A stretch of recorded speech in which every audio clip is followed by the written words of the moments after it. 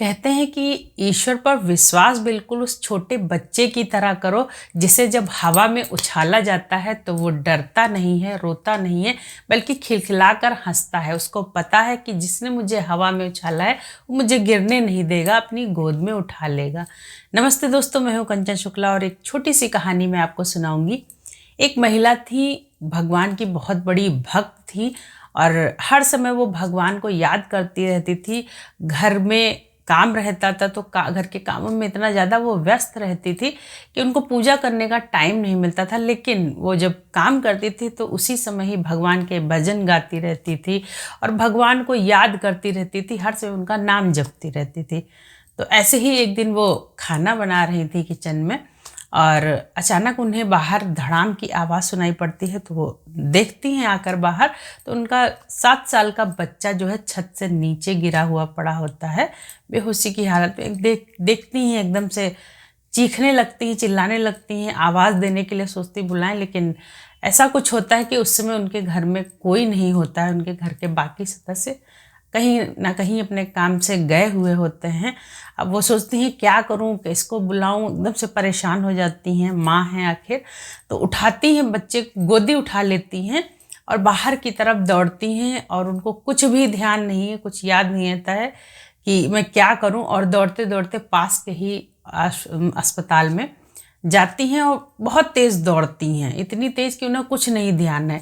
बस मन ही मन में सोचती हैं कि भगवान तुमने ये क्या कर दिया, और मैं इतना तुम्हारी पूजा करती हूँ, दिन रात तुमको याद करती हूँ, और तब भी तुमने मेरे बच्चे को गिरा दिया। भगवान को कोसने लगती हैं और बहुत नाराज़ हो जाती हैं भगवान से।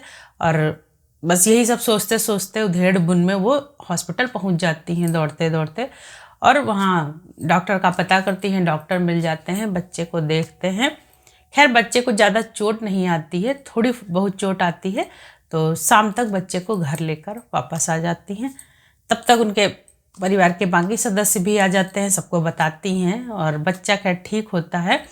और वो सब लोग अपने अपने काम में व्यस्त हो जाते हैं, लेकिन वो बड़ी बेचैन होती हैं। उनका कुछ किसी काम में मन नहीं लग रहा है, अजीब सा बेचैनी हो रही है और भगवान से बड़ी नाराज़गी हो रही है। ऐसा लग रहा है कि मैंने बताओ इतनी भक्ति की, हर समय भगवान को जपती हूँ और भगवान ने मेरे ही बच्चे को गिरा दिया।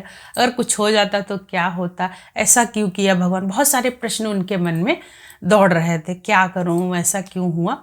बस ऐसे ही चुपचाप वो बैठी थी, तो अचानक उनके मन में उन्हीं के प्रश्नों के उनको जवाब मिलने लगते हैं। अपने मन में ही सोचने लगती हैं और सोचती हैं कि अभी जहाँ पर बच्चा गिरा था, कल ही मिस्त्री को बुलाकर वहाँ से लोहे की पाइप लगी हुई थी बीच आंगन में, तो उसको कल ही हटवाया था। अगर वो मिस्त्री ना आता और पाइप ना हटवाते तो अगर बच्चा उस पर गिरता तो पता नहीं क्या हो जाता। बच्चे को बहुत चोट लगती है, कुछ भी हो सकता था। फिर वो सोचती हैं कि अभी 1 हफ्ते पहले मेरे पेट का ऑपरेशन हुआ था, अभी टाँके हरे हैं, और मैं जहाँ एक बाल्टी भी नहीं उठा पा रही थी पानी से भरी, तो मैं बच्चे को गोदी में उठा के इतनी दूर दौड़ कर चली गई और देखो मेरे टाँकों को कुछ नहीं हुआ, मतलब मैं ठीक हूँ। ये सब वो सोचती हैं अपने मन में। तो धीरे धीरे जो है उनको अपने जो प्रश्न थे उनके जवाब मिलने लगते हैं, और वो भगवान से सोचती हैं कि शायद भगवान जो है वो मतलब मेरी मदद के लिए ही सारी चीज़ें कर रहे थे, और ऐसा नहीं है कि जो हो सकता था और वो नहीं हुआ।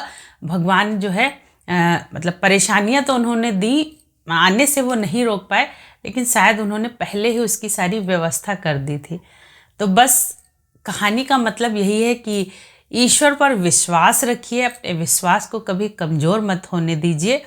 आप ईश्वर कहते हैं कि मैं आने वाली परेशानियों को तो नहीं रोक सकता, लेकिन उन्हें कम जरूर कर सकता हूँ, उनसे लड़ने की आपको शक्ति जरूर दे सकता हूँ। तो बस ऐसे ही कहानियाँ सुनते रहिए, हंसते रहिए, मुस्कुराते रहिए।